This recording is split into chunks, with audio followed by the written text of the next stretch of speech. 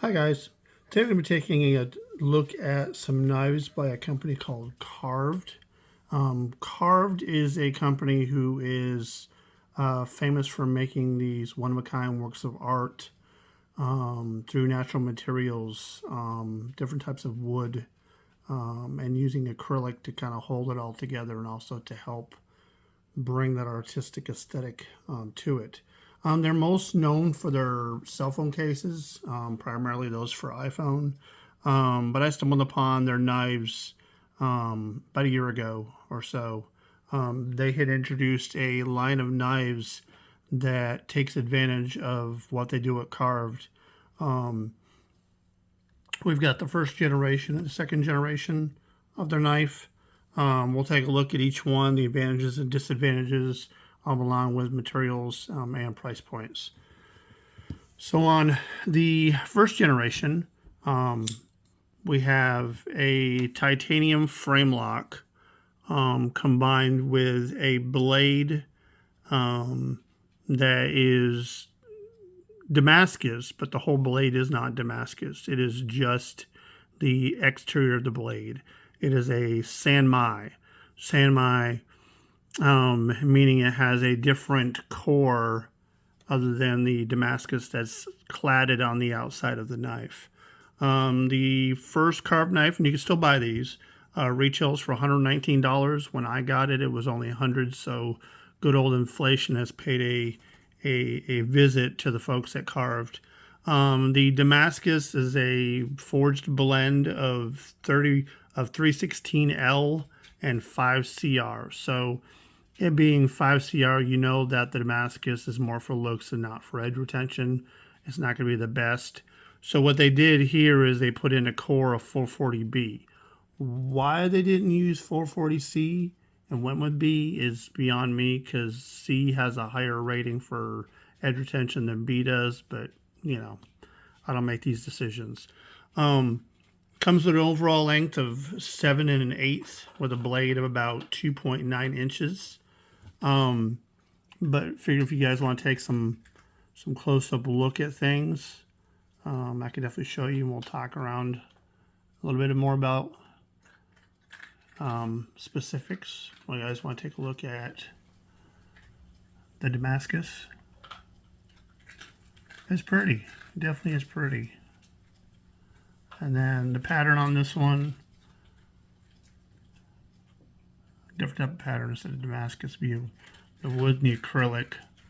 This one's called Melba. And then the back side, we're going to have a titanium frame lock.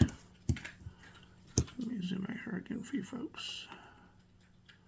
So things I like, things I didn't like about this particular model. Pretty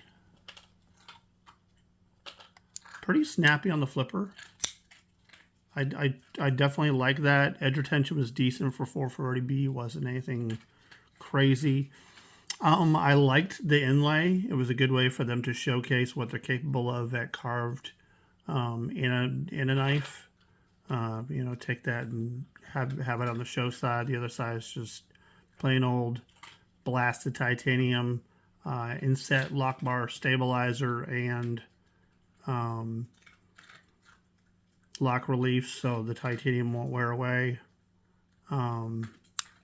Milled pocket clip, which I thought was cool. It came with some decent retention. Lock was good. Lock's a little hard to disengage because there's no relief really, other than a small little lip to try and grab and move that lock over. But it's still doable. Still doable. So there's the first generation. I thought it was a pretty decent knife for the money. You're really hard pressed to get a titanium frame lock under $100, even if it's imported. So I was impressed in that regard. So when it comes to Gen 2, or what they're calling Live Edge, they're calling it Live Edge because now the pattern encompasses both sides of the knife, not just one, and they have it kind of wrap around almost. So it's a really neat trick. Speaking of trick, The way that they facet the handle, you almost see how there's a octagonal, there we go, octagonal way that they have the handle shaped. Helps keep it from rolling off the surface, but also helps play with the light. The way that the gold is swirled here, kind of, you can see the depth and the way it plays with the light's really cool. Titanium bolster. So even though it's not a frame lock, they did do some titanium on here, and that's with the bolster. Titanium pocket clip. Same Damascus. They're using the same 316L and 5CR for the Damascus, but they've upped the core this time around. This time they went with VG10. VG10 has a little bit better edge retention than 440C. Not by a ton, but it does definitely have better edge retention. So that was a better choice for the folks at Carved to be using VG10 instead of 440C. So this one is not a frame lock. This one is a liner lock, which I don't completely hate.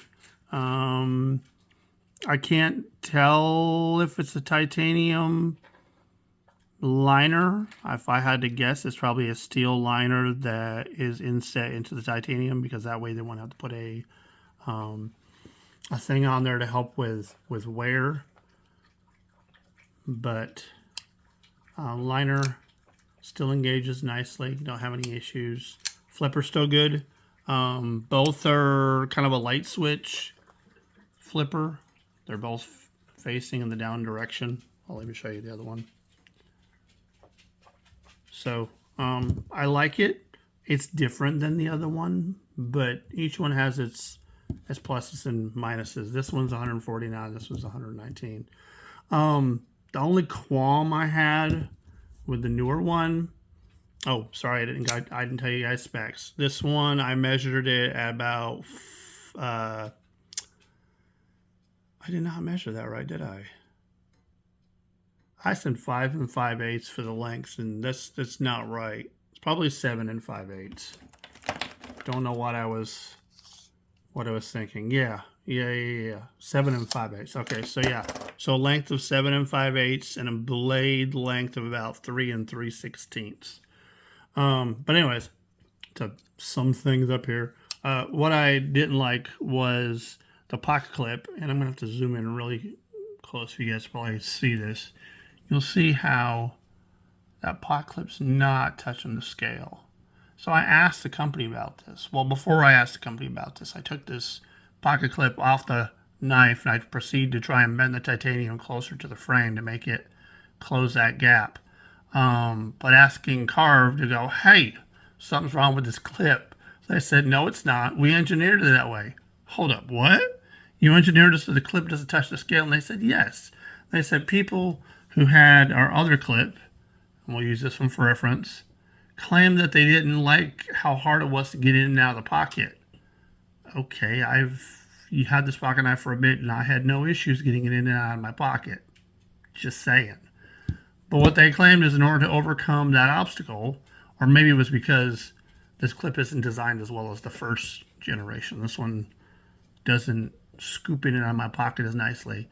They left a gap intentionally to make it so it goes in the pocket easier. No, guys, you redesign your pocket clip to make the pocket clip better, not create a gap to make it go in the pocket easier. Dear Lord, people, I tell you. But anyways, that's my qualm with this one, is the pocket clip.